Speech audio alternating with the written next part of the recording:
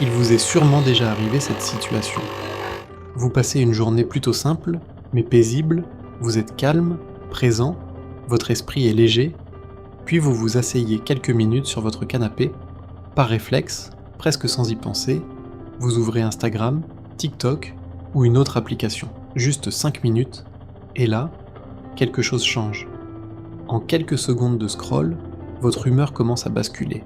Vous voyez quelqu'un en vacances dans un endroit paradisiaque. Une autre personne qui vient d'acheter une maison magnifique.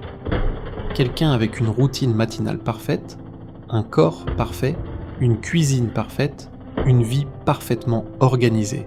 Tout semble fluide, tout semble réussi, tout semble plus intense, plus beau, plus intéressant que votre propre quotidien. Et soudain, sans même comprendre exactement pourquoi, votre propre vie commence à vous paraître plus terne, plus banale, presque insuffisante, alors qu'il y a 10 minutes encore, vous alliez bien.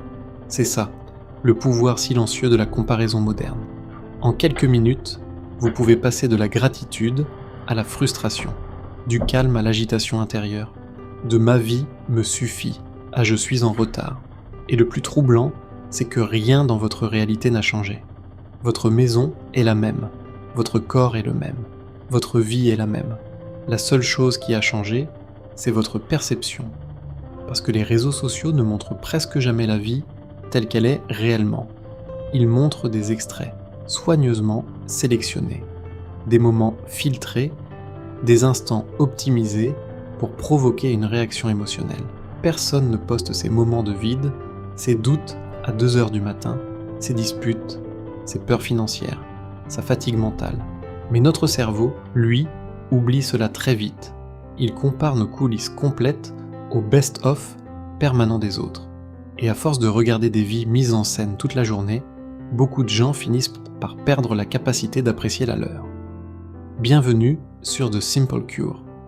Aujourd'hui, nous n'allons pas simplement parler de l'addiction aux écrans, nous allons parler de quelque chose de plus subtil et souvent plus dangereux, l'illusion de la vie des autres. Cette impression constante que tout le monde vit mieux que nous, que tout le monde avance plus vite, que tout le monde semble plus heureux, plus beau, plus accompli. Alors qu'en réalité, beaucoup de personnes sont simplement devenues très douées pour cacher leurs failles derrière un écran. Et peut-être que retrouver un peu de paix aujourd'hui commence par ceci. Arrêtez de mesurer votre vie à travers les vitrines numériques des autres.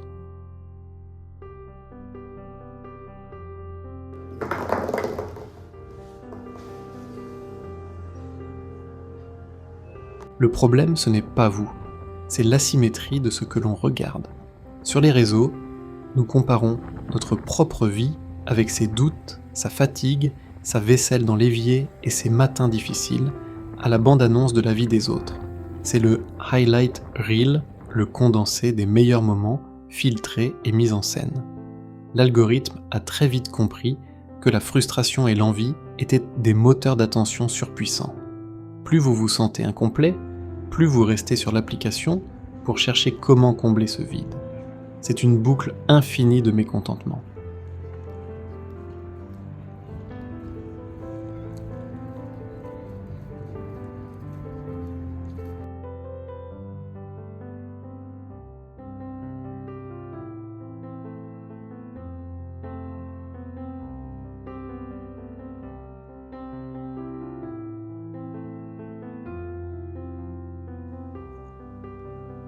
Le philosophe stoïcien Épictète disait une chose fondamentale. Ce ne sont pas les choses qui nous troublent, mais l'opinion que nous en avons. Sur les réseaux sociaux, cela n'a jamais été aussi vrai. Votre vie ne devient pas soudainement misérable parce qu'une autre personne semble réussir mieux que vous. C'est l'opinion, la comparaison que vous infligez à votre propre esprit qui crée la souffrance. Pourquoi donnerions-nous le pouvoir à des inconnus via un écran, de dicter si notre vie est une réussite ou non? C'est un immense gâchis d'énergie. Il m'a fallu du temps pour comprendre que l'on pouvait simplement arrêter de regarder.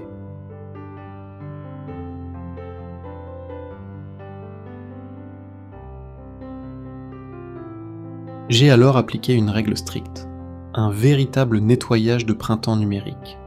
Voici ma méthode pour nettoyer votre flux. 1. Le test de l'inspiration contre la frustration. Parcourez vos abonnements. Si un compte vous donne envie de créer, d'apprendre ou vous apaise, gardez-le.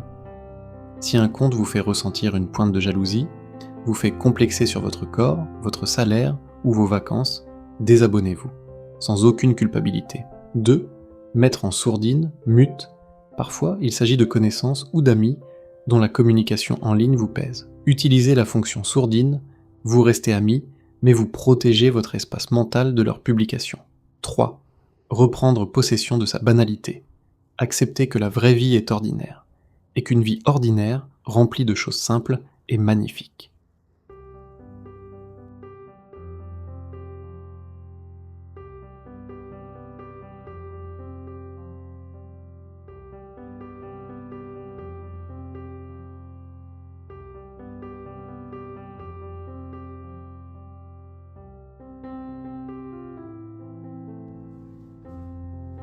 Depuis que j'ai arrêté de suivre la vie des autres, je n'ai jamais été aussi présent dans la mienne.